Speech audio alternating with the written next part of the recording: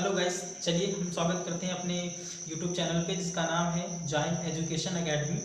तो जैसे कि आपको पता है कि हम लोग क्या कर रहे थे, 1000 क्वेश्चनों की सीरीज को सॉल्व कर रहे थे। तो उसमें क्वेश्चन नंबर 6 है, उसको हम लोग आगे बढ़ाते हैं और देखते हैं कि क्वेश्चन में क्या लिखा हुआ है। तो गाइस, अगर आप लोग चैनल पे नए हैं तो चैनल को सब्सक्राइब करिए और इसके बाद अपने फ्रेंड सर्कल में वीडियो को शेयर कीजिए जब आपको अच्छा लगे तब। मैं ऐसे नहीं कह रहा हूँ, जब आपको पसंद आ जाए तब शेयर करिएगा। ओके, तो चलिए, ऑक्सीटोसिन नामक हार्मोन किस ग्रंथि से स्रावित होता है? तो आप लोग बताएंगे पीयूष ग्रंथि, हाइपोथैलेमस ग्रंथि, पीनियल कॉय ग्रंथि और उपयुक्त में से कोई नहीं। तो चलिए जवाब दीजिए आप लोग। चलिए मैं आपको जवाब देता हूँ, इसका आंसर क्या हो जाएगा? इसका आंसर हो जाएगा पीयूष ग्रंथि। पीयूष ग्रंथि। तो अगर दोस्तों, अगर आप चैनल पे नए हैं तो चैनल को सब्सक्राइब करिए। और इससे पहले कि इस वीडियो पे आप लोग देखें, इससे पहले मैंने एक अंतःस्रावी ग्रंथि के ऊपर एक वीडियो बनाया है, आप लोग पहले उसको देखिए, तब ये आपको समझ में आएगा, क्योंकि आप अभी नए हैं। ठीक है, तो आप पहले उसको देखिए फिर यहाँ तक आइए। ठीक है, मैंने प्लेलिस्ट में डाल दिया, 1000 क्वेश्चन की सीरीज है, वो प्लेलिस्ट बनी हुई, उसमें आप लोग देख लीजिएगा। अंतःस्रावी ग्रंथि के का जो क्वेश्चन है उसमें पहला क्वेश्चन पड़ा हुआ है, वो तब जाके आप इसको सॉल्व कर सकते हैं। ओके, तो हम लोग बात करते हैं पीयूष ग्रंथि की। पीयूष ग्रंथि की पीयूष ग्रंथि क्या होती है? तो आप लोगों को पता है कि यह हमारे मस्तिष्क में, यह हमारे मस्तिष्क में पाई जाने वाली एक अंतःस्रावी ग्रंथि है। एक अंतःस्रावी ग्रंथि है जिसे मास्टर ग्रंथि के नाम से जाना जाता है। इसे मास्टर ग्रंथि के नाम से जाना जाता है। यह हमारे शरीर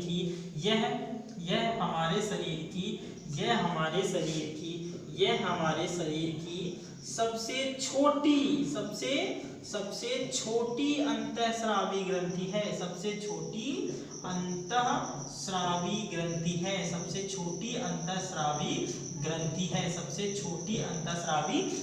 है। सबसे छोटी अंतःस्रावी ग्रंथि है। इसके सभी हार्मोन्स अन्य ग्रंथियों को नियंत्रित करने का काम करते हैं। इसके सभी हार्मोन्स अन्य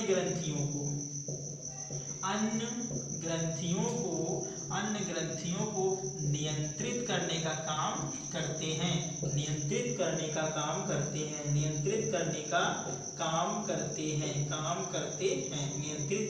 काम करते हैं। इस ग्रंथि में 2 प्रमुख हार्मोन्स पाए जाते हैं। ठीक है, इस ग्रंथि पर 2 प्रमुख हार्मोन्स पाए जाएंगे, उनका नाम क्या हो जाएगा? इसके 2 प्रमुख हार्मोन्स हैं, लिख लीजिए आप लोग। इसके दो प्रमुख हार्मोन्स हैं। पहला कौन सा हो जाएगा? तो पहला हो जाएगा ADH। कौन सा हो जाएगा? ADH। इसका नाम है एंटी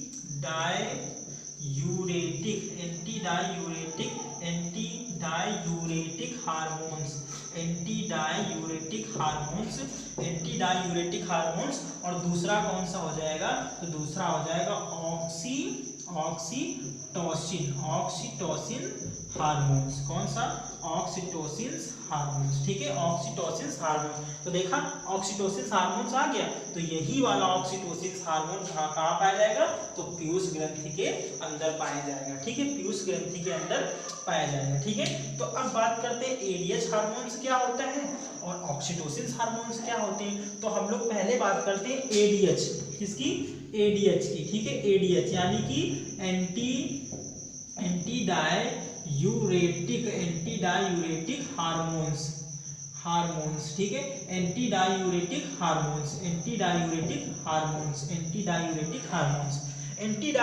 हार्मोन्स का काम होता है कि हमारे शरीर में जल की कितनी मात्रा है और उस जल की मात्रा को कितना बाहर निकालना है। पसीने के रूप में और मूत्र के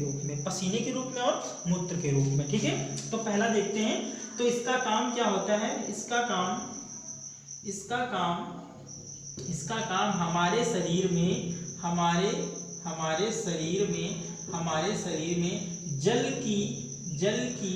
जल की मात्रा को हमारे शरीर में जल की मात्रा को कितना कितना उत्सर्जन करना है, कितना उत्सर्जन करना है, कितना उत्सर्जन करना है, ठीक है, यानी कितना बाहर निकालना है, ये इसका प्रमुख काम है, ठीक है, प्रमुख काम है। अगर एडीएच अगर एडीएच अगर अगर एडीएच अगर एडीएच की अगर एडीएच की मात्रा कम हो जाए, मात्रा कम हो जाए, अगर एडीएच की मात्रा कम हो जाए तो पानी का उत्सर्जन कम होगा, पानी का उत्सर्जन क्या होगा, कम होगा, तो पानी का उत्सर्जन कम होगा, पानी का उत्सर्जन कम होगा। और लालो, अगर पानी का उत्सर्जन कम होगा यानी पानी जो है वो हमारे शरीर में पसीने के रूप से कम निकलेगा, तो हमें बार बार मूत्र त्याग करना पड़ेगा, तो हमें बार बार मूत्र त्याग करना पड़ेगा। और लालो एक बात याद रखना, तुम लोगों ने कभी गेस किया है, जब सर्दी आती है, जब शीतकाल आता है, तो उस समय हमारे शरीर को एडीएच की कम आवश्यकता पड़ती है, हमारे शरीर में एडीएच हार्मोन्स की कम आवश्यकता पड़ती है, और उस स्थिति में हमारा शरीर जो है पसीने से पानी का उत्सर्जन कम करता है। इसीलिए तुमने देखा होगा सर्दियों में जितना पानी पियोगे उससे ज़्यादा ही आपको क्या करना पड़ेगा, मूत्र को त्याग करना पड़ेगा, आपको बार बार भी जाना पड़ सकता है, जितनी बार आप पानी पियोगे आपको उतनी बार जाना पड़ सकता है। क्यों? क्योंकि सर्दी में हमारा एडीएच क्या हो जाता है, कम हो जाता है, क्योंकि सर्दियों में इसको कम ही शरीर को चाहिए होता है। तो उस स्थिति में हमें बार बार मूत्र त्याग करना पड़ सकता है, और पड़ना सकता नहीं है, केवल करना पड़ता है। और सुनो, अगर ये एडीएच की मात्रा बहुत ही कम हो जाए तो उस स्थिति में हम क्या करेंगे, बाथरूम में ही बैठे रहेंगे लालो, बाथरूम में ही बैठे रहेंगे। क्यों बैठे रहेंगे? क्योंकि हम उठ भी नहीं पाएंगे और खटाक से हमको जाना पड़ेगा। कभी कभी तो ऐसी स्थिति आएगी कि आप जान भी नहीं पाओगे और मूत्र का त्याग हो गया, ठीक है, तो ये भी बड़ी खराब बात है, ठीक है। तो अगर एडीएच की मात्रा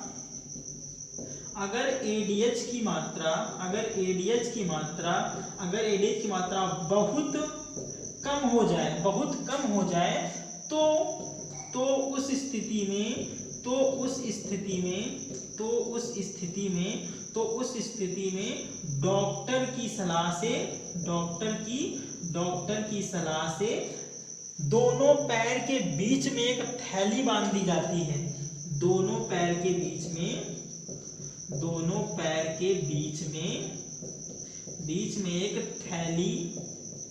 एक थैली बांध दी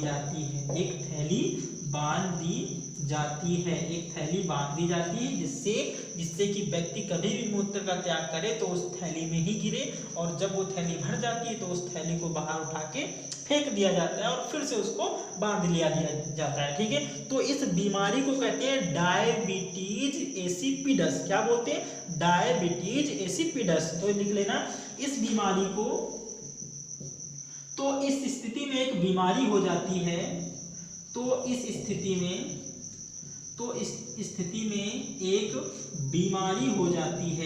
एक बीमारी हो जाती है जिसे डायबिटीज एसिपिडस के नाम से जाना जाता है। इसे डायबिटीज एसिपिडस के नाम से जाना जाता है। किस नाम से? डायबिटीज एसिपिडस के नाम से जाना जाता है। तो गाइस, अगर आपको ये समझ में आ रहा हो तो आप लोग एक बार जरा लाइक कर दीजिए वीडियो को, और ज़्यादा से ज़्यादा चैनल को सब्सक्राइब करें, और वीडियो को ज़्यादा से ज़्यादा अपने दोस्तों में क्या करें, शेयर करें, ठीक है, शेयर करें। तो चलो आप लोग इसका स्क्रीनशॉट ले लो जरा, मैं और आगे बढ़ाता हूँ। तो आई होप आप लोगों ने क्या कर लिया होगा, आप लोगों ने स्क्रीनशॉट ले लिया होगा, ठीक है, आप लोगों ने स्क्रीनशॉट ले लिया होगा, ठीक है, आप लोगों ने स्क्रीनशॉट ले लिया होगा। तो चलो बढ़ते हैं हम लोग आगे की तरफ, और मैं इसको रफ करता हूँ।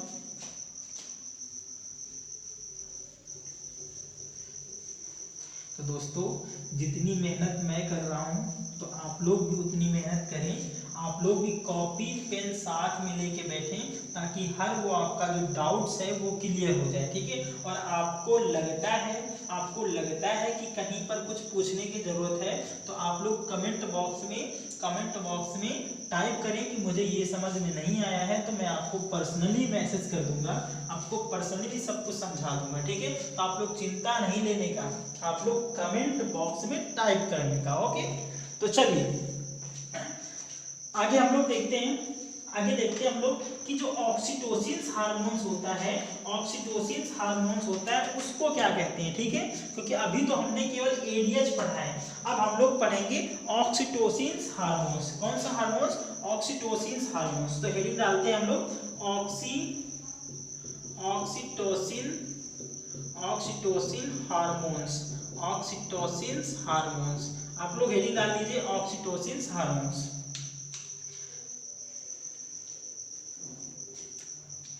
ये जो हार्मोन्स होता है ना, इसे लव हार्मोन्स के नाम से भी जाना जाता है। किस हार्मोन्स के नाम से? तो इसे लव हार्मोन्स के नाम से भी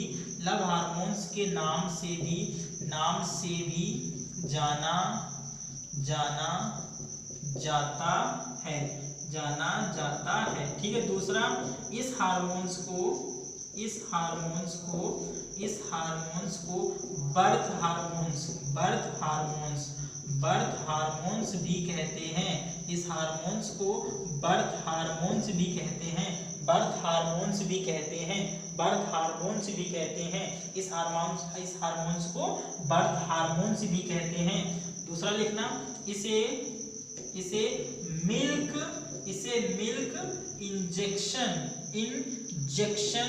इंजेक्शन हार्मोन्स के नाम से भी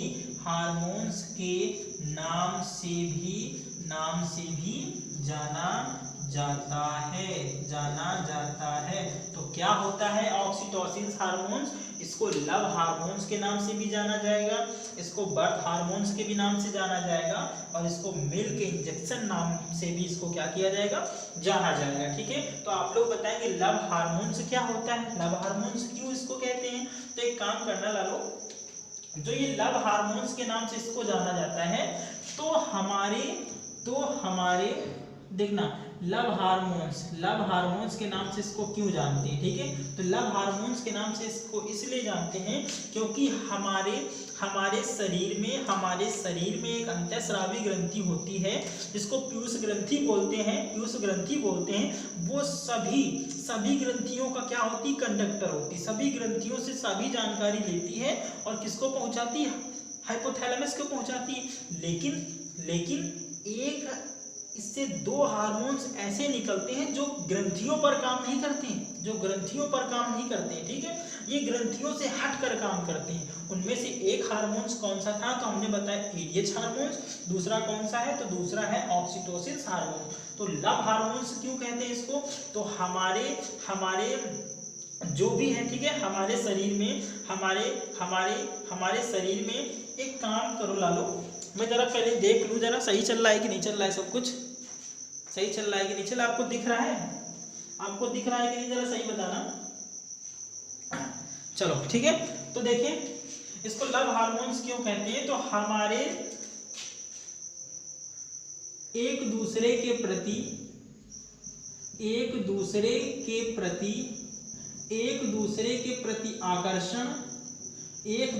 प्रति आकर्षण, परिवार के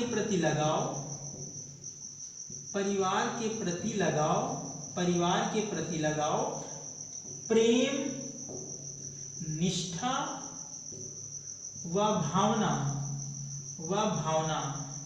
इसी हार्मोन्स के द्वारा हमें प्राप्त होते हैं। इसी हार्मोन्स के द्वारा हमें प्राप्त होते हैं। यानी कि ऑक्सीटोसिन हार्मोन्स के द्वारा हम एक दूसरे से क्या कर पाते हैं, आकर्षण कर पाते हैं, हम एक दूसरे के प्रति लगाव दिखा पाते हैं, हम एक दूसरे से प्रेम कर पाते हैं। यानी कि हमने कहा कि हम आपसे प्रेम करते हैं, तो लालो हम आपसे प्रेम नहीं करते हैं, हमारा ऑक्सीटोसिन हार्मोन्स आपसे प्रेम करता है। हम आपको पसंद करते हैं, ये हम नहीं पसंद करते हैं। ये कौन पसंद करेगा, तो ये पसंद करेगा हमारा ऑक्सीटोसिन हार्मोन्स, जो पीयूष ग्रंथि से निकलेगा, जो पीयूष ग्रंथि से निकलेगा। ठीक है, फिर हमने कहा कि हमें आपसे क्या हो रही है, हमें आपसे गुस्सा आ रही है, हमें आपके ऊपर गुस्सा आ रही है, तो उससे कोई बात नहीं, क्योंकि वो तो हाइपोथैलेमस की बात थी। ठीक है, ये सिर्फ प्रेम के लिए। ठीक है, तो ये मुख्य रूप से लिख लेना, ये मुख्य रूप से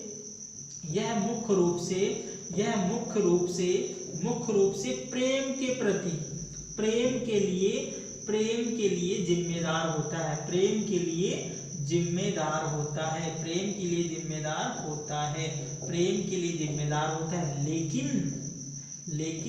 इस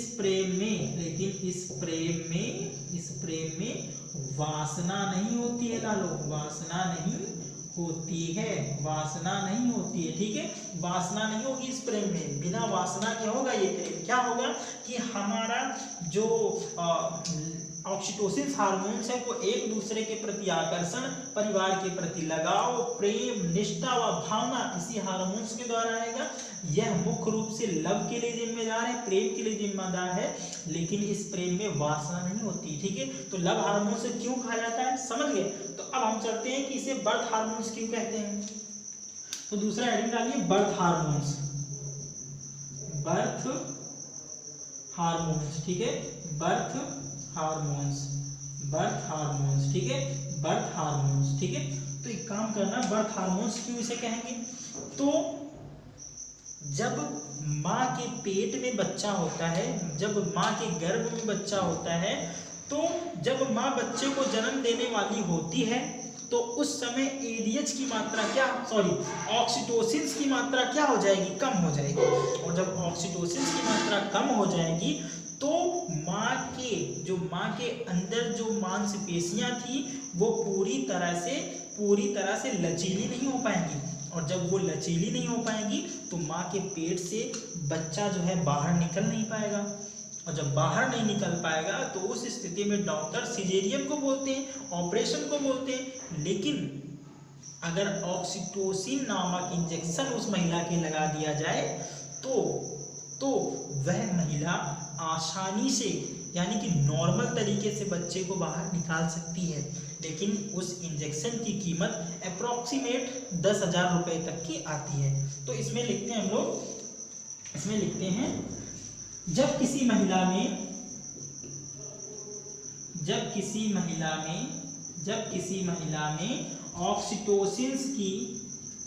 ऑक्सीटोसिन हार्मोन्स की कमी हो जाती है, ऑक्सीटोसिन हार्मोन्स की कमी हो जाती है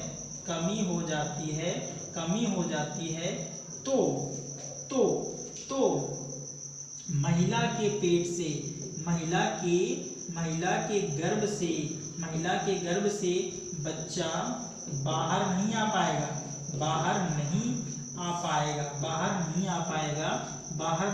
पाएगा, क्योंकि मांसपेशियां लचीली नहीं होती हैं, मांसपेशियां लचीली नहीं हो पाती हैं, नहीं हो पाती हैं। तो इस स्थिति में डॉक्टर ऑपरेशन को बोलते हैं। ऑपरेशन के जरिए बच्चे को बाहर निकालते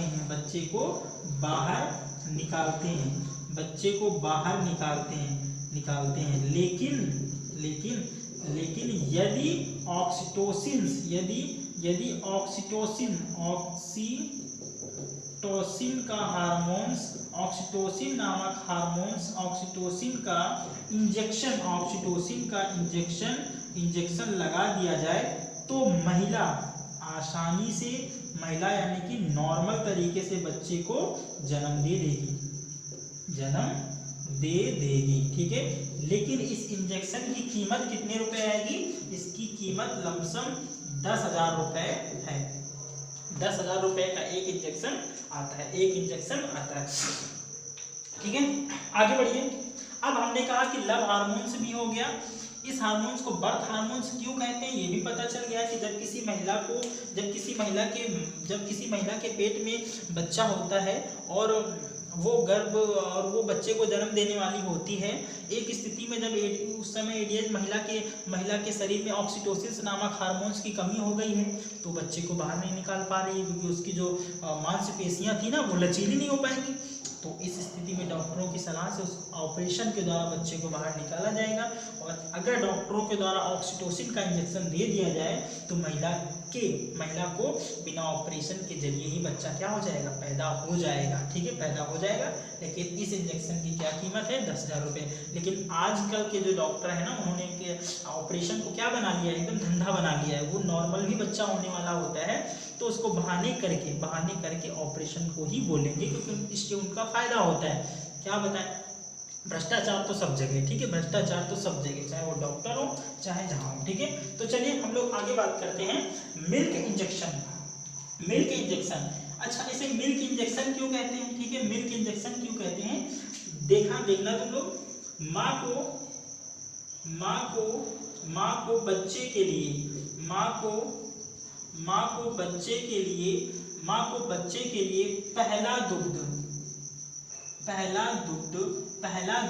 पहला दुग्ध ऑक्सीटोसिन हार्मोन्स के द्वारा ही प्राप्त होता है। ऑक्सीटोसिन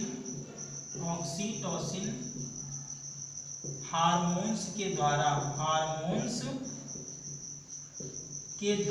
ही प्राप्त होता है। इसीलिए इसे क्या कहते हैं? इसीलिए इसे मिल्क इंजेक्शन हार्मोन्स भी कहते हैं। यारो एक बात याद रखना तुम लोग कि विकसित देशों में ऑक्सीटोसिन इंजेक्शन का उपयोग जानवरों में दूध की मात्रा को बढ़ाने के लिए किया जा रहा है। जैसे हमने कहा कि भारत में एक जो औसतन गाय है, यहाँ पर लिख देना, मिट गया है, ऑक्सीटोसिन, ठीक है। भारत में जो एक औसतन गाय है वो 240 लीटर प्रति साल दूध देती है, ठीक है। लेकिन अमेरिका में जो गाय है वो 1780 लीटर प्रति ईयर दूध देती है।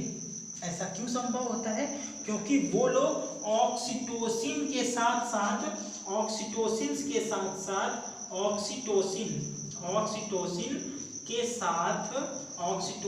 साथ